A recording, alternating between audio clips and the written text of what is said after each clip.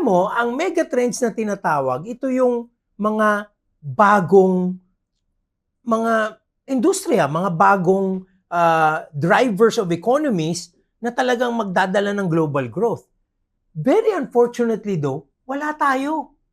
O ano ba itong mga ito? Number one, technology.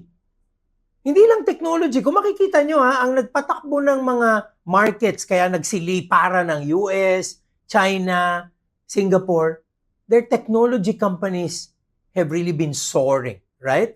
Pero hindi nga lang natin pwedeng sabihin technology eh.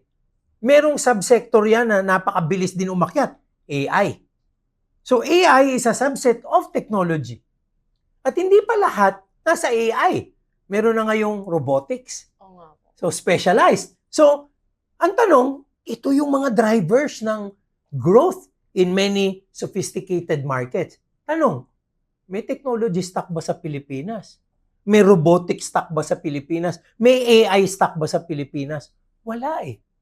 So parang hindi tayo participating in that particular sector. Second, energy. Di ba yung tinatawag na data center energy, sustainable energy? Yung mga energy companies natin are into power in a very general sense. Hindi sila specialized for data center functions, hindi sila for technology usages. Sayang, wala din tayong ganong play dito, no? And third, global trend is health. Healthcare.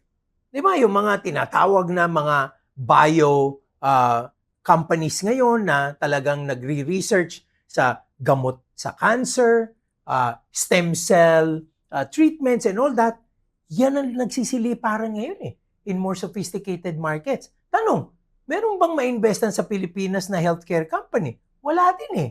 So, alam mo, yung mega trends na nagsha-shape ng future growth, current and future growth, wala dito. So, ang mga choices natin, yung mga sinauna, property, banking, parang, di ba, parang nakakaano tayo na vanilla flavored lang tayo, samantalang yung ibang countries, they are being driven by all of these new wave of companies that will dictate, global growth, that will dictate the global economy.